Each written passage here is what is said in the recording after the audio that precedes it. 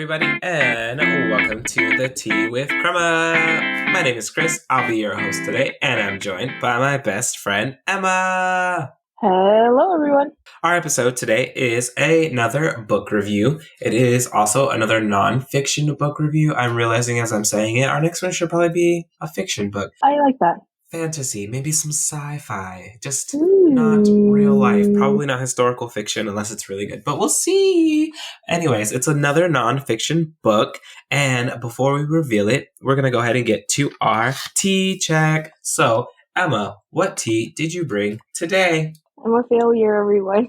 I know it seems like, I made it through 80 episodes, guys. Actually, probably 60 of those episodes I made it to with having a tea-related drink. I'm currently at my sister's house in California. We had a family emergency, so I'm back home. And I don't know how to work anything in the house. So we have water today. That was a really long-winded story and excuse, but today I have water. Some good old-fashioned water. What are you drinking today, Chris? Hopefully it's not an omen for the rest of the episode.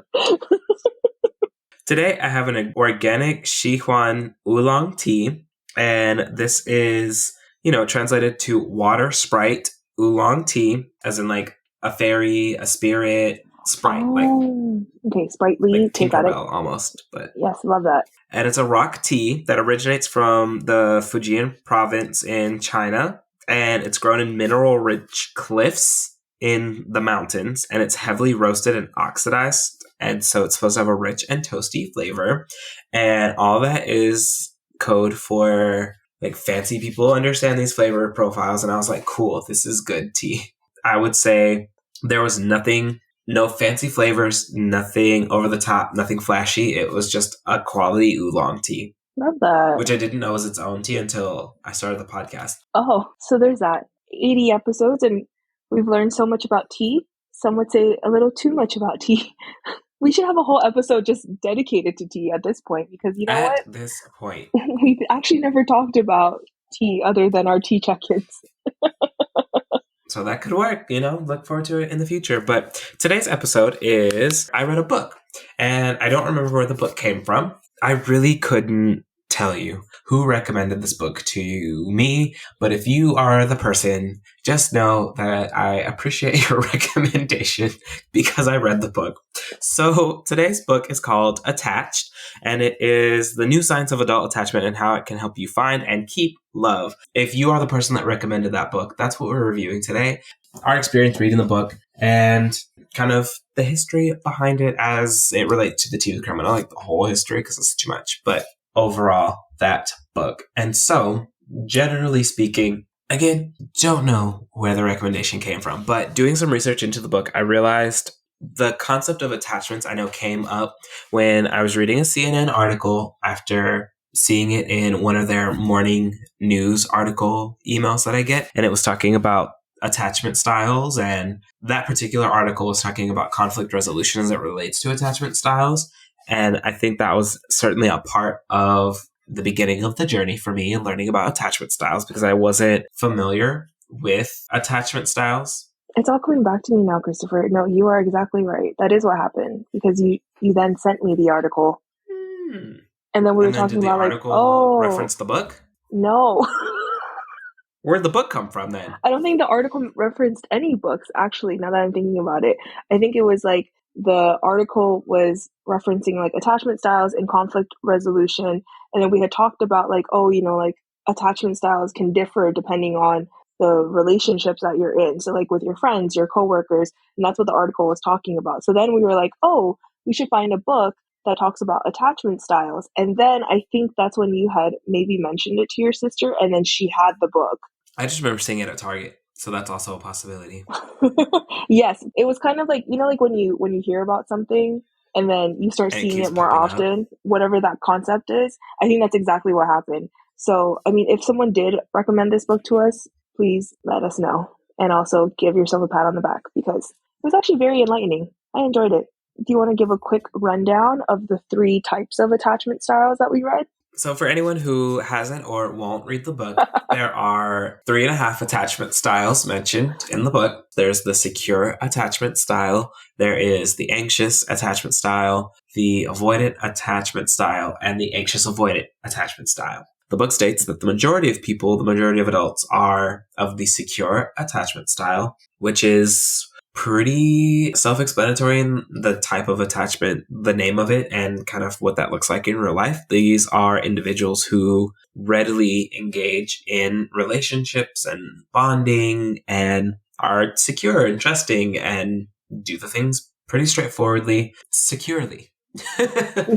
That It's part. literally in the name. So there's that. Anxious, also very straightforward in that they are anxious about attachment. They're needing a lot of reaffirmment from their partners and from the individuals that they're involved with. And I say it like that because it's not just about romance. However, this book was about love specifically. And so attachment theory has applications in child rearing and work related. So it's in a lot of facets of life. This book was about love. And that was kind of what, again, I started reading about conflict resolution. And then there is the avoidant type, which are individuals who repel relationships. They do not like to necessarily be in them actively. So their actions kind of, they'll do a thing and then avoid it. Literally, that's avoidant. And then a very small percentage are a mixture of anxious and avoidant, because how? That's a question that I had immediately. I was like, how do you take the opposite sides of a magnet and then you mush them together and then you get a person? But somehow it That happens. sounds really exhausting.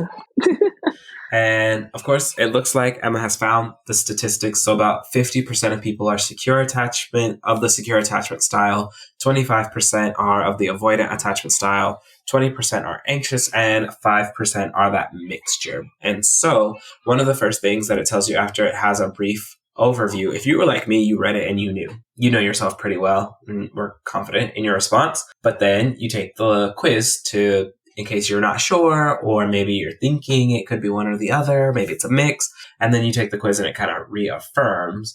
And so for me, I went into the book thinking that I was somewhere between anxious and secure, and I then took the quiz and got the results that reaffirmed that I am not mostly, but like More. anxious leaning.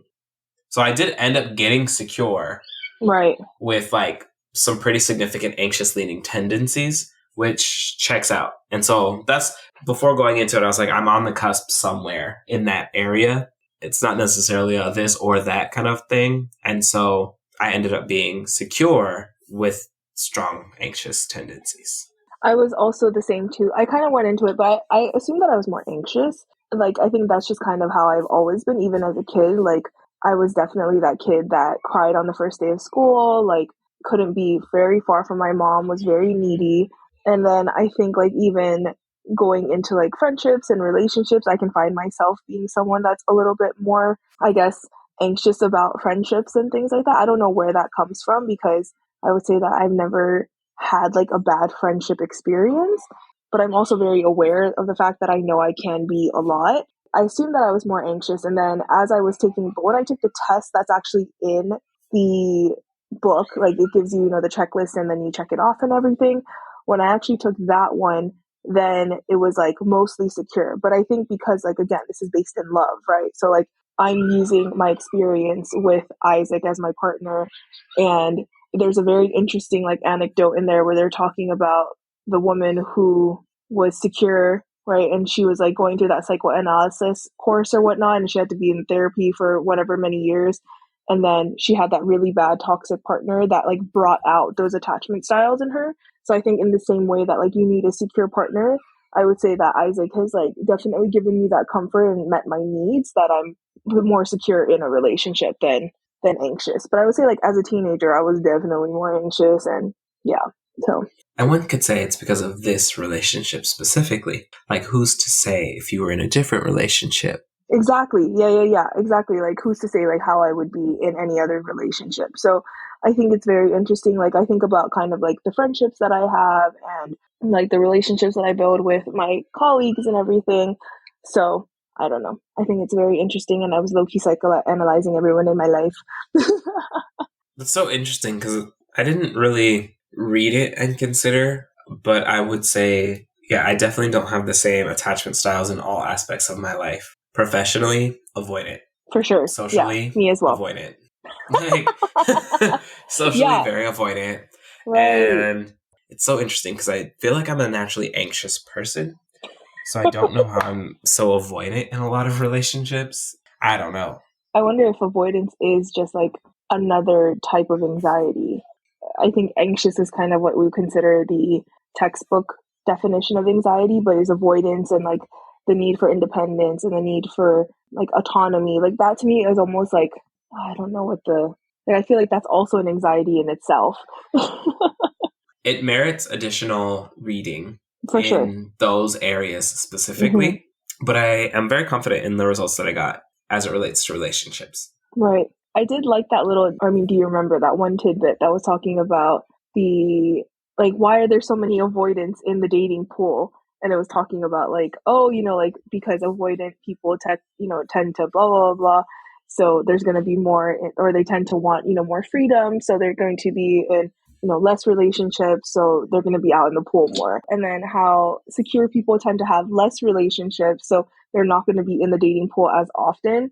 So I'm like, I can't imagine being in the dating pool as an anxious person, knowing that the dating pool is mostly full of avoidant people. And I think that's just like a generalization either as well. Like, I don't think that that's necessarily true. Like, there could just be secure people out there who are just not in the same dating pool or like not in the same, like, But I think that's what the book said, though. right. Also, one would have to be anxious and aware of their attachment style to know that that's kind of why that is happening.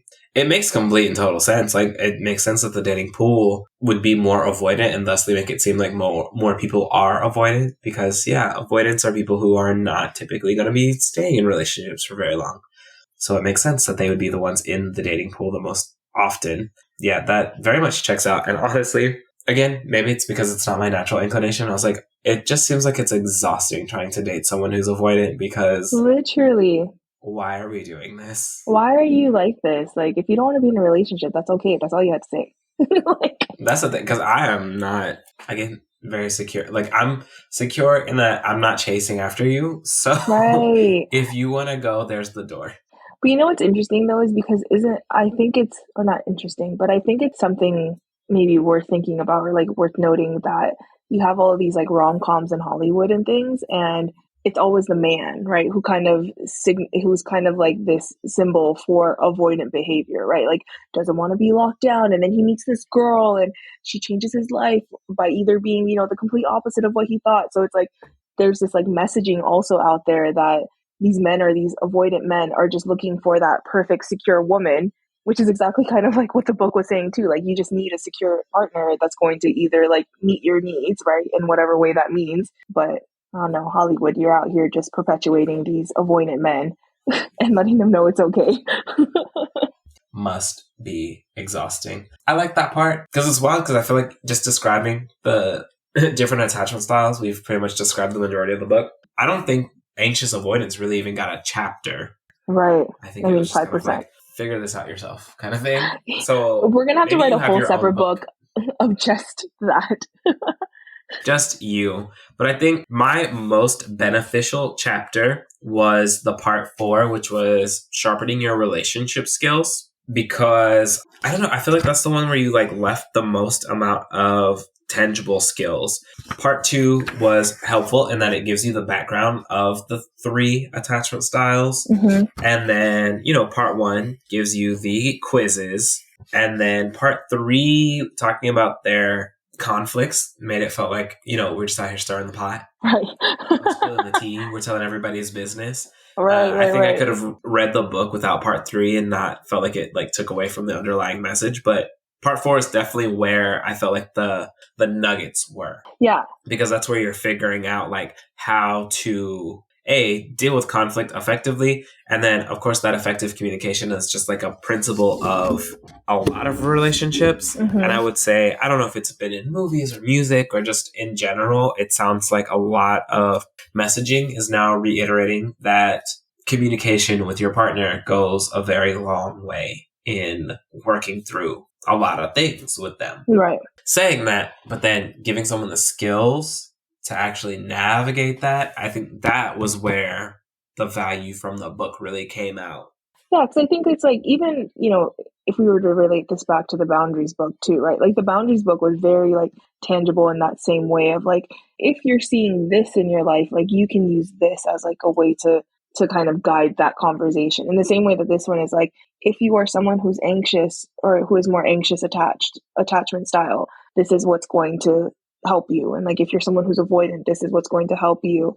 And then even in that chapter, they have the little like the worksheet type thing, which I felt like that was also like helpful in terms of like, how do you talk to your partner, right? So it's like all coming back to the effective relationship, or not effective relationship, but effective communication, right?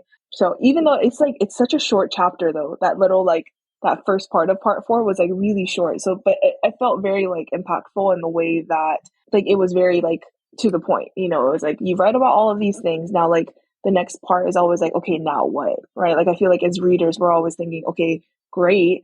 I'm very self-aware now. Now, what do I do about this self-awareness? Mm-hmm. It was a good introduction to the topic. Mm-hmm. It did not overwhelm you in any of the categories. No. And I would almost describe it as, like when we were doing those meta studies in school, and it was basically just someone who'd read a bunch of the studies and then kind of summarized all of them. That's right. What this and that's really exactly what this was. Because when I tell you, like, the bibliography in the back is thick. I mean, from the ebook, it's 27 pages worth of sources. In the real book, we're talking like 4 or 5 pages of just sources. Just source after source after source for where they were getting this information. And so, like, think about it like a Wikipedia article where, yes, there's the article, which is a great overview. But then if you're wanting to continue to learn more, that bibliography in the back is a clutch resource. And so if I wanted to continue reading attachment styles, like that would definitely be, adult me is like, great, let's go to the bibliography, as opposed to like, let's Google search it, because now I have, I've kind of found a reputable, trustworthy source who's kind of done some of the heavy lifting for me. And so if I wanted to learn more about secure, anxiety, or avoidant, or if I wanted to learn more about those communication styles, that bibliography, I guarantee you, got some golden nuggets down there to really dive into those other things. And I'm sure there's even some resources about that I'll probably try to look for in terms of attachment styles at work or attachment styles in not relationships, like family or social, because again, those are definitely relationships where I feel like I feel confident if I were to take those quizzes, I would not get the same results as for sure romantic relationships. As I said, right. At work, avoidant. Avoidant. I'm like, yes, I want to be close to my coworkers. Who wants to go to happy hour? Not me. Bye. Yeah, I feel exactly the same way. And I feel terrible saying that too, because I feel like I am a little anxious avoidant in that way when it comes to work relationships, because I need to make connections. And sometimes work is the only connection that I can make, especially living in Japan. And at the same time, I'm like, when I get to the place, I'm like, this is not the vibe. This is not what I was looking for. Like, looked but did not find. Literally. Gotta try again now. Yeah, I would like to read more about like the non-love relationships, because I feel like, especially maybe just like, with Isaac and I and being in a married relationship, like obviously we have conflict and whatnot, but it's also helpful to see like what both of our attachment styles are too. And I wouldn't even say that Isaac is more secure leaning. I would say he's actually more like anxious leaning as well. So I think it's just over time we've come to realize like how to meet each other's needs and anxiety. They didn't really talk about like when you have outside of secure, anxious. They didn't really talk about like avoidant. Well, they did say avoidants don't really mess with each other. Right, because how are y'all gonna avoid each other? Talking about, let me show you the door. Plot twist, I'm already out of it. Like, don't get up. I've already left. Don't worry about leaving. I'm leaving. But yeah, I was like I was hoping for that anxious to anxious, because it said, secure to anxious or secure to avoidant, and avoidant, obviously they're not going to mesh, but there's that anxious. Now that I'm thinking about it, they did not talk about anxious. Right. All they said was secure and secure, match made in heaven. Avoid and avoid it, it doesn't happen. No one Right. talked about anxious. What do you do then? Is it just, do you anxious yourselves into security? Like, how does this work? I think that's what happened actually.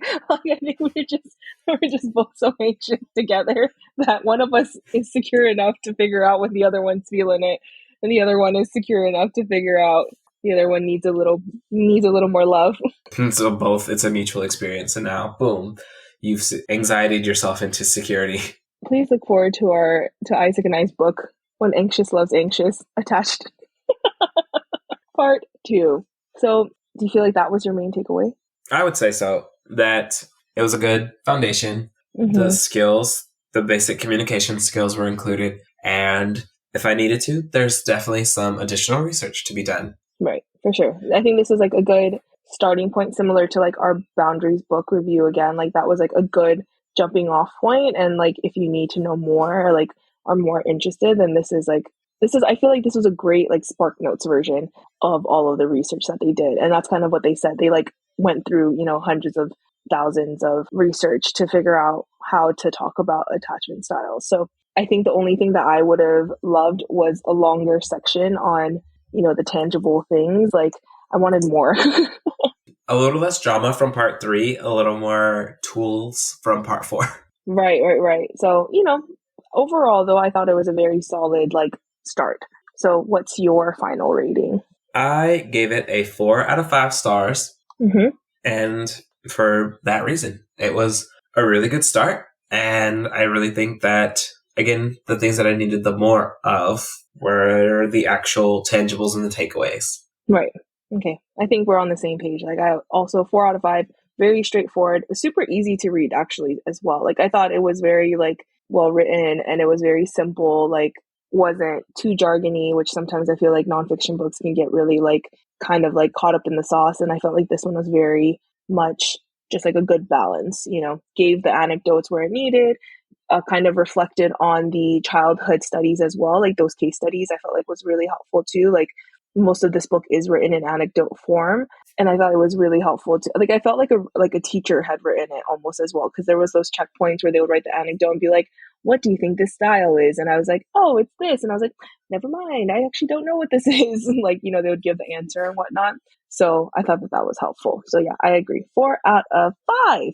That's really it. There's not really anything else to say. We put that nice little neat bow. So definitely would recommend if you are interested in the concept of attachment styles, if you want to learn more about your attachment style and conflict resolution, things of that nature, just like a jumping off point, a really solid, easy read, a good way to jump into it. And then, if we follow up with any additional resources that we have found since then, hopefully we can find that CNN article to kind of what started the Tea with Crema on this attachment style journey. We'll try to link that as well. But for the most part, really solid read. So, Emma, it's now time for our rapid fire questions. All right, now, what question you got today? Today, my question is, what is the weirdest food combination that you enjoy? I'll go first while you're thinking. Okay. I really, truly love peanut butter and jelly sandwiches with barbecue lays. It has to be barbecue. Chips in general I'm okay with a PB&J, but the most ultimate supreme combination is the PB&J and the barbecue. That works a little bit though. That's not it's not the wildest combination I've ever heard in my life. It's not. Now, if you put the chip in the sandwich, then maybe we have some what? Yes. Okay. On the side, it's one thing. As a kid, I would put it inside. Now I'm not because it's kind of messy. So as an adult, I'm not that person. But as a kid, I would. The chip would get soggy. But if you're eating it right then and there, it's not going to get soggy. Okay. Well, I trust you on that one. Thank you. I'm not going to be putting chips in my sandwich, but the concept of a chip and sandwich pairing, not that wild. Yeah, true. It's not. Yeah. I think. But in terms of I don't know, because Isaac's always giving me such a hard time about it that I thought it was weird.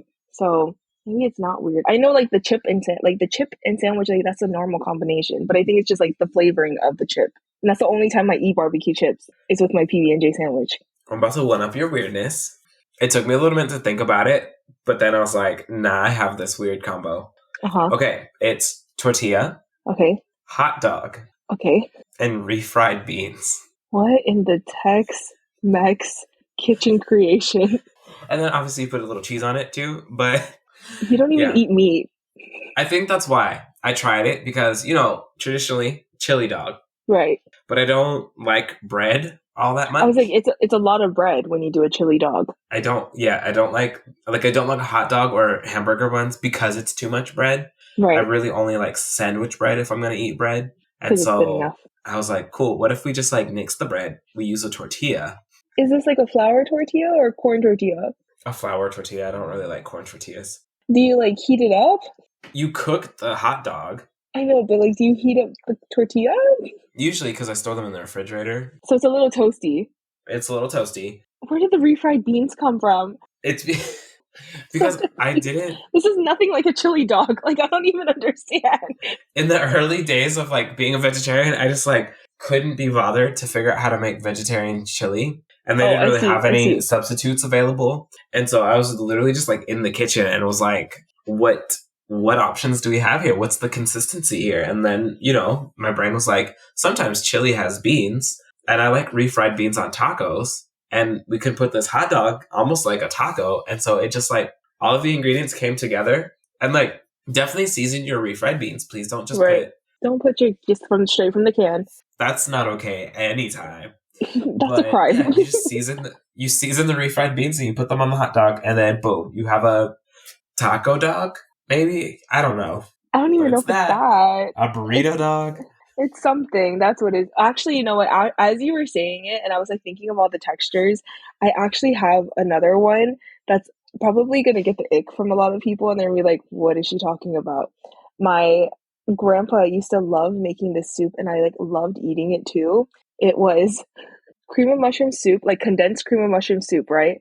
So you would throw it in the pot, and this would just go in like a regular mini little soup pot, and then corn on top of that. So you'd take the corn with the juice in it, and it would, thin out the cream of mushroom, and then he'd put in canned tuna in it, and then it was even worse because he would call it cat soup because it literally looked like cat food, but it was so delicious. And sometimes, like, whenever I'm like really just needing something nostalgic and warm, I will make it for myself. How do you even make it? Like, You just mix it all together and you literally just stir it until it heats up. So I remember being like 6, 7 years old. Like, my grandpa would be like, cat soup. And I was like, cat soup it is. I think it was also because it was one of the only meals I could make using the stove by myself as a kid because they're like, you can't burn down the house this way. Plot twist. cream of mushroom Cream of mushroom, the condensed Campbell's cream of mushroom, and tuna. and corn. Don't forget the corn because the corn thins it all out. So you don't drain the corn? Nope, you could use the corn juice. This is wild. So that definitely wins. I'm glad we hit the brain. Okay, so those are our two combos right there. When I first heard it, I was like, oh yeah, duh, my peanut butter and jelly and my. But then as you were mentioning your refried beans, I was like, oh my god, cat soup. Bonus points if either of us can produce pictures of these foods. It's so ugly. I cannot. Oh, I'm sure it is. Did anyone else eat this food? Or was it just the two of you? I think it was, I mean, my sister refused because she was like, that looks disgusting. And my mom was like, what is grandpa feeding you now? It was either Vienna sausages or cat soup. So. Oh dear. Well, it happened. So, okay. What's your rapid fire question today? Oh, goodness. My question is, if a waiter spilled a drink on you, but it was a total accident, would you still tip? Of course. It was a total accident, right? Yeah. Of course I would still tip. What kind of question is that? First of all, it wouldn't be a question if people would not do it. Right. Like, I just like I'm a firm believer in the tip. I'm not a firm believer in tipping. Like the system of tipping, like I think we should just pay people a livable wage. But as someone who was in the food industry for a very hot second and then quit immediately after, like mistakes happen, right? If it was on purpose, right? Like somebody was acting some type of way and they spilled a drink on me, I would still tip though. That's the thing. Like even if they did it on purpose. And end of story is that I'm always tipping regardless. Literally. You don't deserve to not get paid for doing anything, Literally. so that's wild. Yeah. What's Okay, your answer? well, yeah. I thought it was pretty self-explanatory. It'd be very rude otherwise. Like, I just... Right. Now, would I be very upset? Like, yes, especially if I was about to go to, like, a Something. place, right? And then you spilt not water on me. Yeah. Can I just my most memorable spilling story as a waitress? I worked at my uncle's sushi restaurant. Just that's my context for this story. And it was my cousin and I. We would take turns. So one of us would work the floor, the other person would work the sushi bar. And this one time, it was probably like my first or second day on the job, and I was serving the miso soup. And as I was serving the miso soup, one of the patrons had backed up into me as I was placing down the miso soup, and I had a tray that had 3 other miso soups on it. So like he backed into me on accident, and the 3 miso soups fell on this woman. She was really nice about it. At the same table. So he like low-key did it on purpose because he wanted you to spill it on the lady. Low-key, it felt a little purposeful, but anyway, I still got tipped at the end of that interaction. And do, because why would you not? It's so rude. Yeah. Well, Emma, where can people find the podcast? You can find our podcast on Instagram or Facebook at The Tea with Crema. If you'd like to buy us some ingredients to make cat soup or hot dog taco, please Venmo us at The Tea with Crema. You can also catch up on all of our episodes on all of your favorite streaming platforms. We'll see you next time. Bye!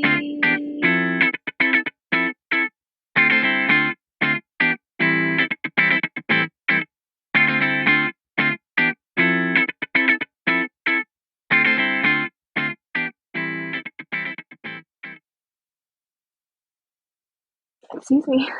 Go outside. Oh, wait, no, that's mine. I need that. Give that back. Hey, come back. Give that back. I just took my AirPods case. Bye. Close the door.